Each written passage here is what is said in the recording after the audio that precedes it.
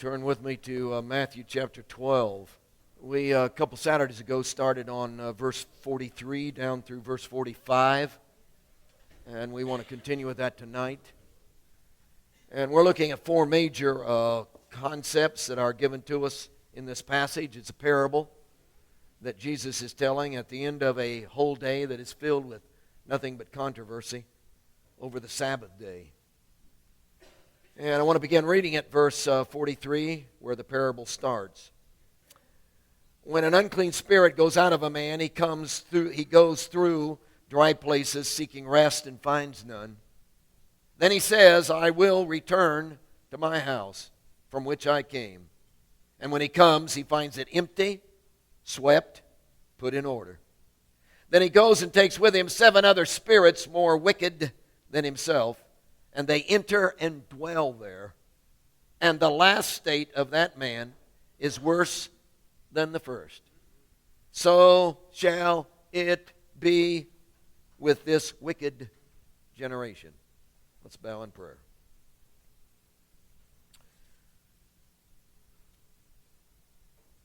I guess what we're really interested tonight, Jesus, is how this applies to us.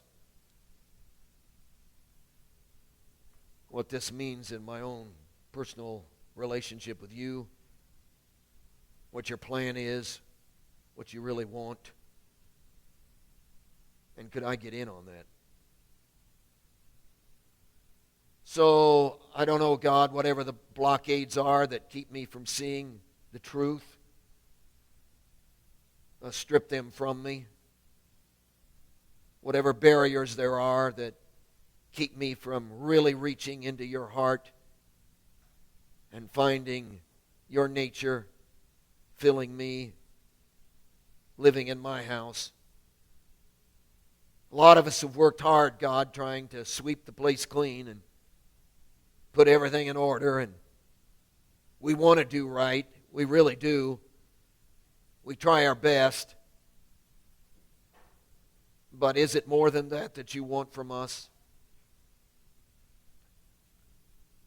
Speak to us, we pray thee tonight. In this service, in Jesus' name I ask it. Amen. Unclean spirit goes out. We have no idea why, how it was cast out, what the procedure was. Evidently that wasn't important in the concept that he was trying to give. It goes out, the spirit does, looking everywhere, trying to find a comfortable place to live, and finally comes to the conclusion that the most comfortable place to live is the place that he left. So he comes back and finds that the whole place has been cleaned up. All the dirty clothes have been put away, washed and put away. Place has been swept. Everything is in order. Everything's dusted down. Really looks nice. He doesn't go and indwell it. He goes and gets 7 demons worse than himself and comes and occupies that place again. It's an awful parable, isn't it? And again, you realize it comes at the end of a day filled with controversy. The controversy starts out in chapter 12, all over the Sabbath day. First of all, it's picking on the disciples because they ate grain. Second of all, it's healing a withered hand on the Sabbath day, a medical procedure, doing a miracle. Then there's all these miracles, and they end up saying that he's in league with Beelzebub, the ruler of the demons. And then they come down and say, well, why don't you just show us a sign? Let's settle this whole thing, get it all over. Just convince us, just do one big deal, and let's get this over with. Convince us that you're really the Messiah. And Jesus says that won't work either. I'm not against giving you a sign, but that isn't going to work either. And he ends up telling this parable as the climactic statement of what he wants to say to them. And you'll note at the very end, he says, so shall it be with this wicked generation. So he takes this parable and lays it on the generation of Jews he was dealing with, and more specifically, the Pharisees of that very hour. Now, we're proposing to you that there are 4 major concepts that are literally spilling out of, and they're all integrated, you understand, but they spill out of this parable. We're walking through them one at a time. The first one is the idea of purpose, which we're going to talk about tonight. And purpose is the idea that you are created for one single purpose, and that is to be indwelled. You cannot be empty. You cannot. The second concept is the idea of progression.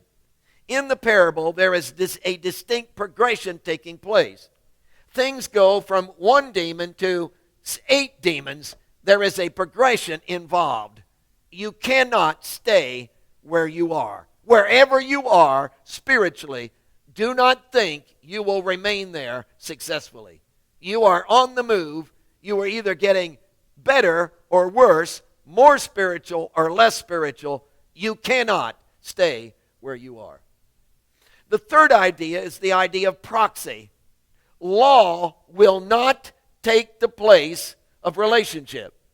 You can clean the house, you can put things in order, but it's not going to take the place of that which you were built for and created for, which is relationship, indwelling. You will be filled. Law, rules, activities, doing, religious ceremonies will never take the place of that. The fourth one is perspective. We talked about this a week ago. The perspective is really the overall view of the whole chapter, ending in this parable itself. And you begin to discover that, again, Jesus is taking this whole parable and he's focusing it distinctly on that generation. Now, somehow I see my name in all of that. I don't know why. Maybe it's the Jewish in me. But I see my name in that. That somehow he's focusing on me in all of this. And he's saying, so shall it be with this wicked generation. He is telling this parable about them. No question about it. That they have been busy cleaning their house. They have been busy putting things in order. They are so meticulous about their oral traditions. They want everything in their right place. They want to do all the things just according to the 613 oral traditions. But they don't know anything about relationship. They have come to him and said, show us a sign. And he says to them, I'm not against showing you a sign. That's no problem. In fact, that's exactly what he's been doing. Hundreds and hundreds and hundreds and hundreds of signs. All these miracles have all been a sign of invading demonic territory and pushing back demonic forces. And yet that wasn't enough for them. See, what they want is not a sign like that. They're saying, let's settle this. Just do one big spectacular thing that will convince us you are the Messiah. For instance, can you imagine Jesus? We'll say he was about 6'1". Let's say Jesus suddenly grew in their presence and became 90 feet tall and overshadowed them. Woo! That would convince them, wouldn't it? Wouldn't they go away trembling, saying, oh, yeah, you are the Messiah. No question about that. The difficulty with that is that is not a sign that convinces them he's the Messiah, but it doesn't convince them of the kind of Messiah he is. He says the sign I'm going to give you is the sign of 3 days in the heart of the earth, which is the sign of the cross, which is all about the bleed, suffer, and die stuff. So what he's saying to them, guys, you and I are not on the same page.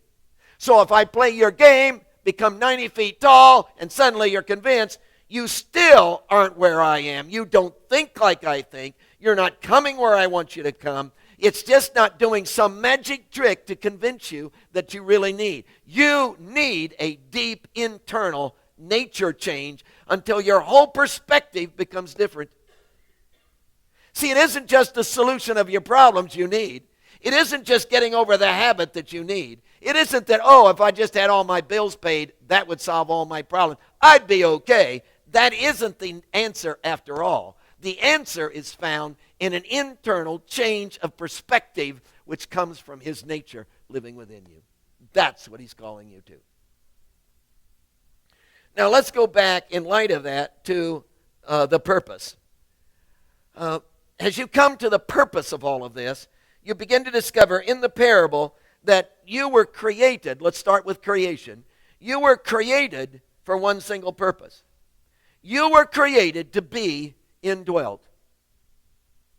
If you've ever wondered what is the reason for your life, what is the meaning to your living, I promise you tonight that the sole entire purpose of your existence is to be in intimate relationship with an almighty God who wants to indwell you. And He will fulfill the purpose through you. You don't need to worry about that. If you go after the indwelling, if you go after the filling, if you go after the presence, if you go after Him, you will find the purpose, because that is the purpose. So the purpose is all wrapped up in the relationship of His presence. I think that's beautiful. You find this consistently through the Scriptures. Everywhere you go, the epistles are yelling at us about this, that this is the one big deal. So you're not surprised we talk about it all the time. How could we not? You're not surprised every time an issue is brought up, we come back to the fact of God literally being the indwelling person within your life, where you are literally filled with Him, that we can't get off of that. Let me read you a passage. Paul said it like this. It's beautiful. He said, "Or do you not know that your body is the temple of the Holy Spirit, who is in you, whom you have from God, and you are not your own, but you have been bought with a great price. Therefore, glorify God in your body and in your spirit, which are God's." Paul was so excited about this, he wrapped it up in a bumper sticker kind of statement. Christ in you, the hope of glory. That the whole of Christianity, ladies and gentlemen, reeks in that one single statement. That everything comes down to you being filled. The whole parable is about filling. You were created for one single purpose, that Christ might literally indwell you and you might be filled with Him. How you doing? Is that your one drive? Is that the one thing you crave? Is that the one thing you're after?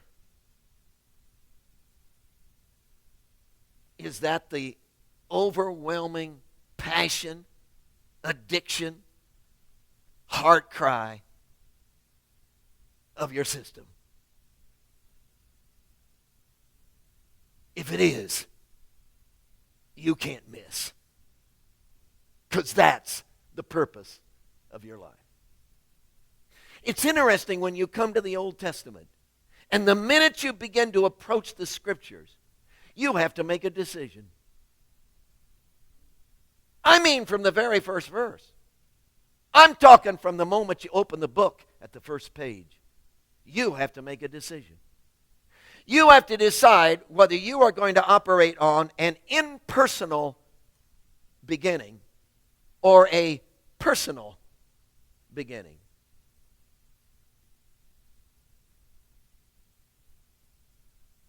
An impersonal beginning or a personal beginning.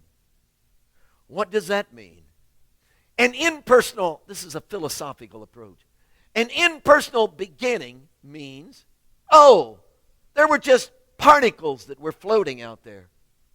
Lo and behold, two of them accidentally bumped into each other, and everything we know in creation kind of spilled out of that. And here you are, a result of chance and time. And there is no mastermind. There is no thought process behind all of this. You just happened, and there is no purpose, and there is no destiny. That means that molecules just kind of flew together and accidentally a book appeared. That means that what you do doesn't matter.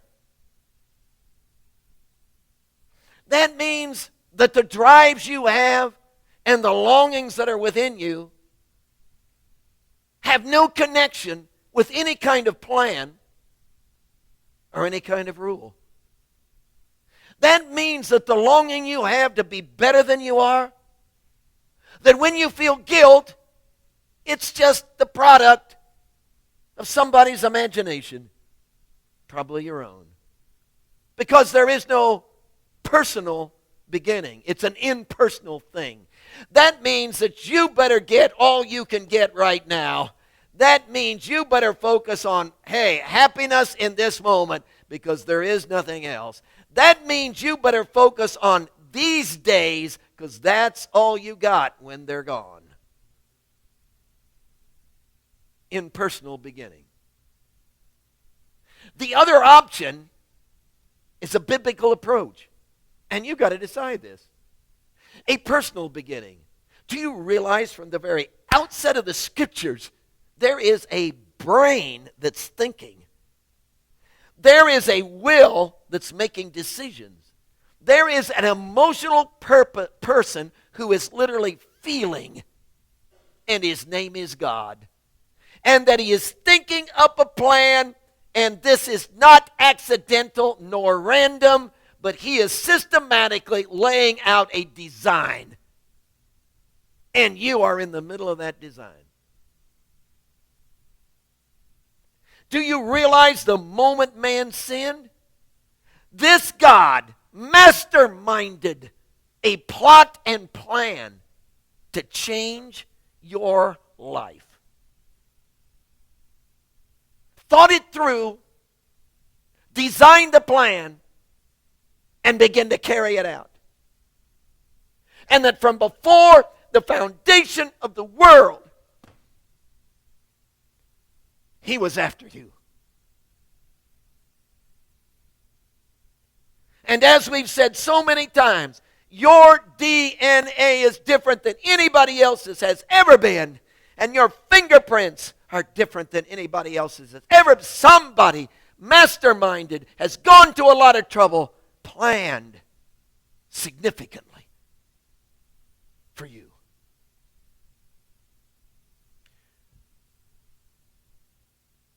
Don't you blow that. Don't you walk around like there's some kind of impersonal beginning of some kind of molecules coming together and it really doesn't matter and that your life doesn't count. When there has been a God who has thought through and designed and desired and ached and planned and manipulated the histories of the world. And do you realize that you can't find one single time in the entirety of the Old Testament that God didn't act, that God acted, that he didn't act for you? Every time God moved a muscle, it had something to do with you. Whew. You really matter. And that the entire design of that is you were made for the purpose of being filled. Intimate relationship with him. You are a house, the parable says. And you cannot be empty. The purpose of your existence is wrapped up in the filling of your life with that mastermind.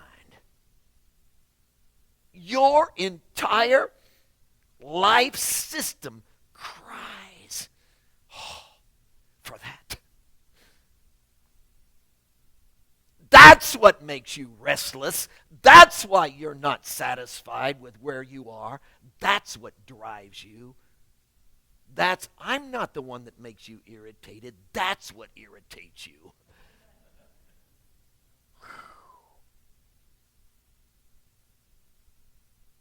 See, this goes back to creation. Now, link with that certainty. And the certainty idea, which is, of course, in the parable, tied into this great purpose, is that not only did this start at creation, but since it is the product of an overwhelming mastermind called God who has put this in place, you cannot.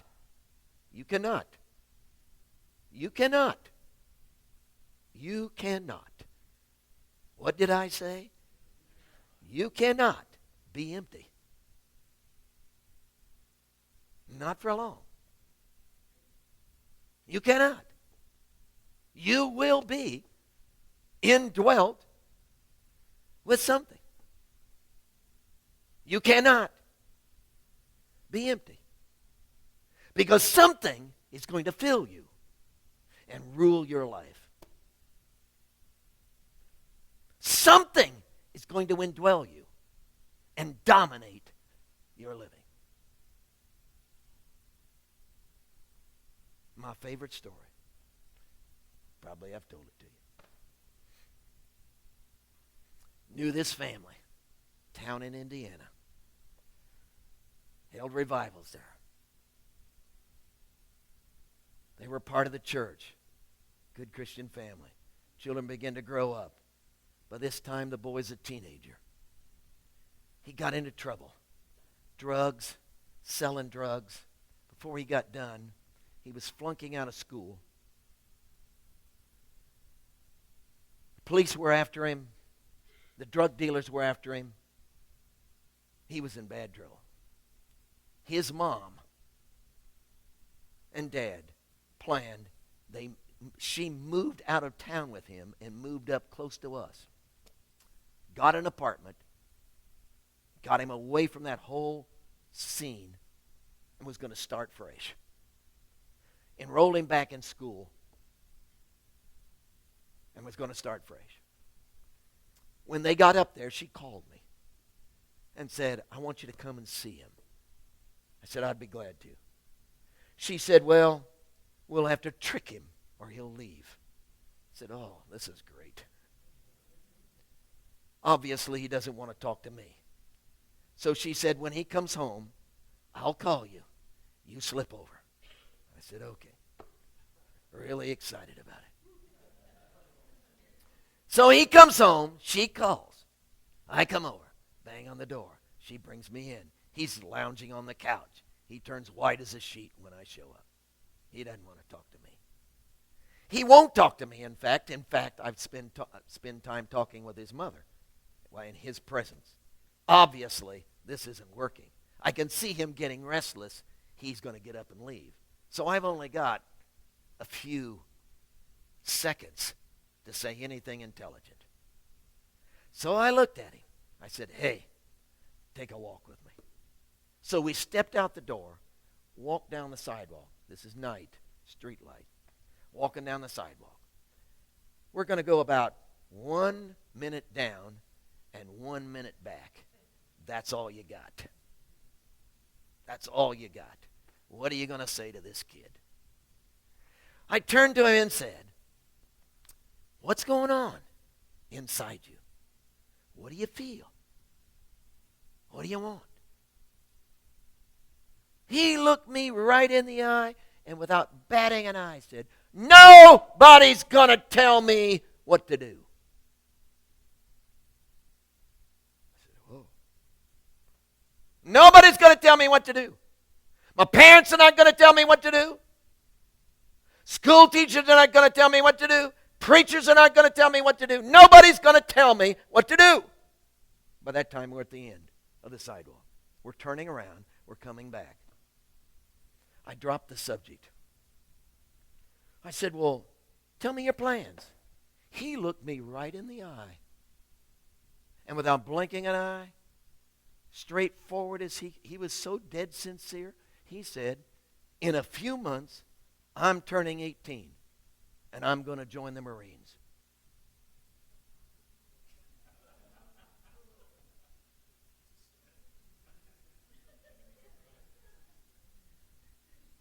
Think about it.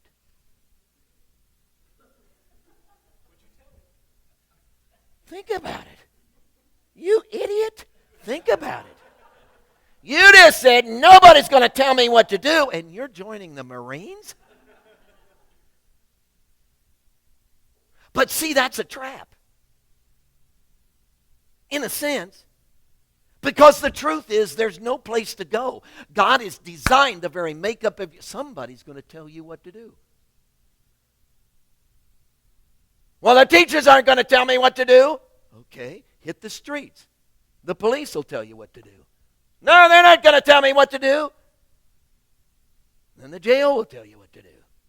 See, somebody's going to tell you what to do.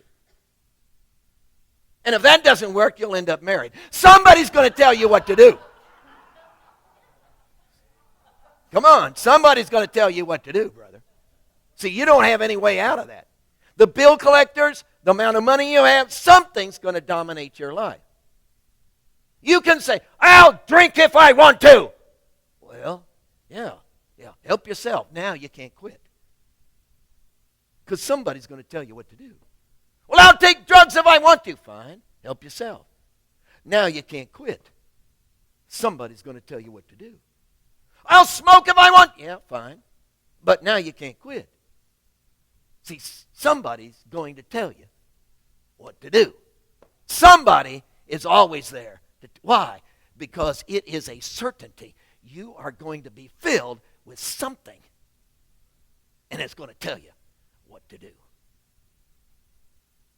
Now, with that in mind, move to the third idea. The creation concept is that there is a personal God, and you were built for one single purpose, and that is to be filled with Him.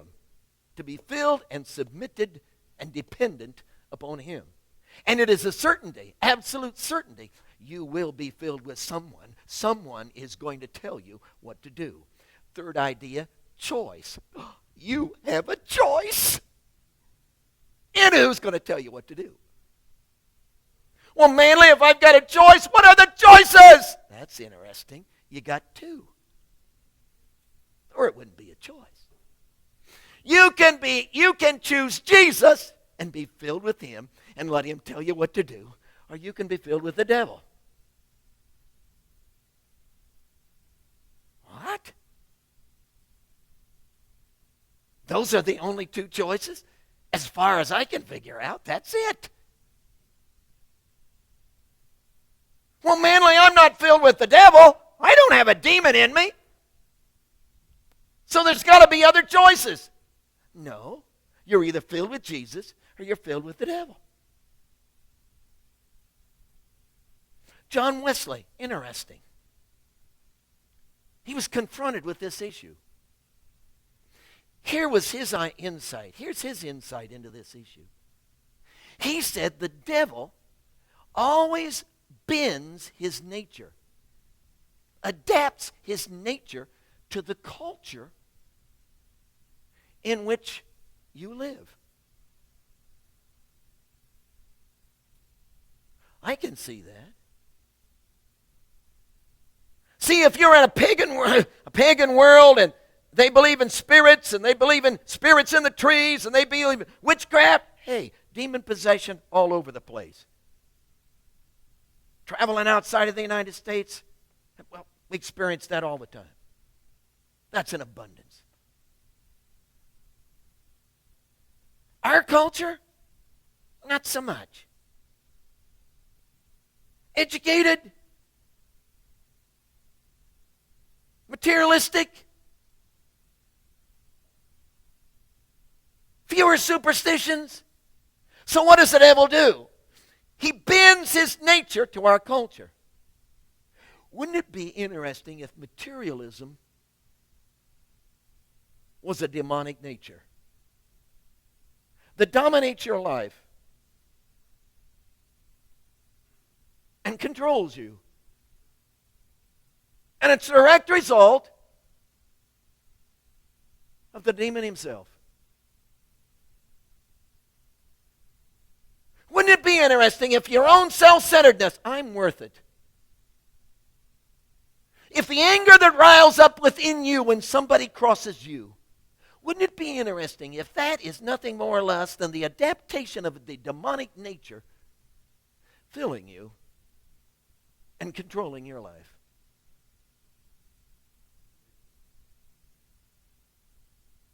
See, you only have two choices. And that's the interesting thing, folks. What am I going to do about the devil? Forget it. You don't have to do a thing. It's Jesus. He handles all of that. And that's this passage. He has invaded demonic territory and has pushed it back, and it is irritated. He is even, think of the demonic influence on the Pharisees and the Jews. That's what he's saying. So shall it be with this wicked generation. So you're not demon-possessed as it was in verse 22. When I cast the demon out of the blind and mute man, and he both spoke and saw, you weren't demon-possessed like him, no, but you are demon-possessed in the same sense, in the fact that you are all wrapped up in yourself and have become a wicked and evil generation that wants its own way, that's focused on, well, if you'd just be 90 feet tall, I might be convinced. See, God, if you just solve this problem, if you just give me this, if you would just do that, if you would just handle this, and wouldn't it be interesting if he's saying, I'm not playing that game, man? And then you say, well, God doesn't answer my prayers. Maybe he is. By not doing what you want him to do, that you might see him and him alone.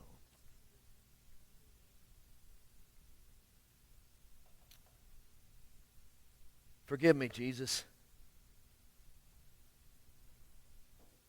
I've wanted a 90-foot Jesus.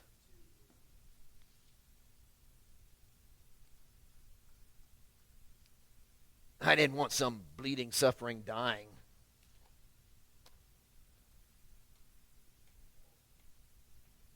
I wanted a 90-foot Jesus. And you never played that game with me. And here I am, faced again with the choice.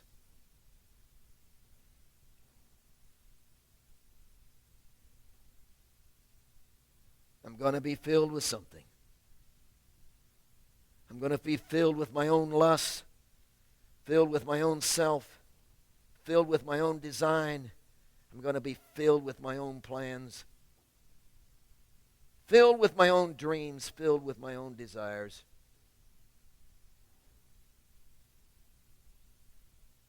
Or I'm going to be filled with you.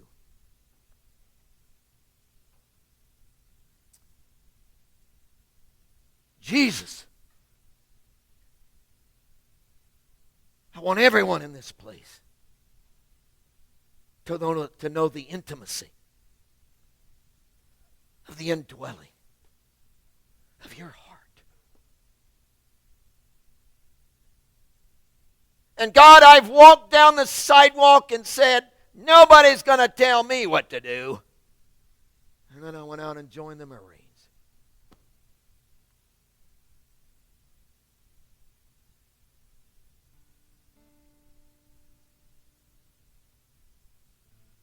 I want to give myself to you. I want no other voice in my head except yours. I want no other nature dwelling my system but you.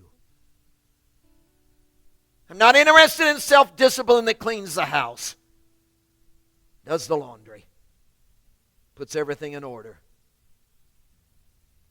and then is indwelt with 8 worse than before.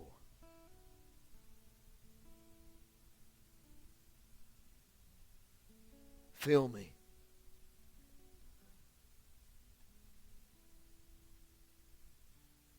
Be the single passion. Be the one thing I'm after. For you are the one thing I need.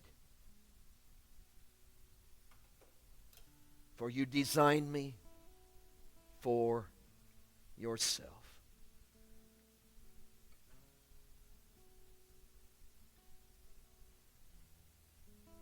Heads are bowed. How about it?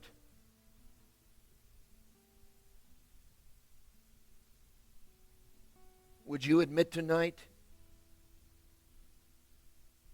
He's not been your heart's cry?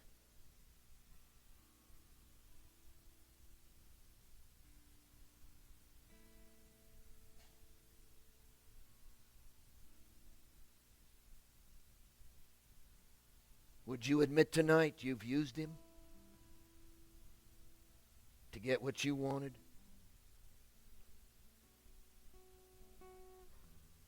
You wanted a 900-foot Jesus who would do the things you wanted done.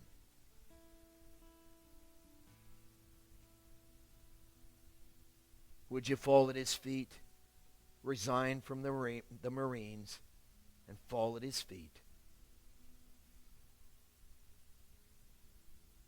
The dream He has for you. Oh, the dream He has for you. Plan. Immense.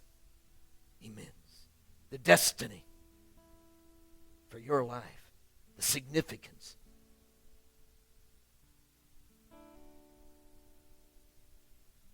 Don't you miss that.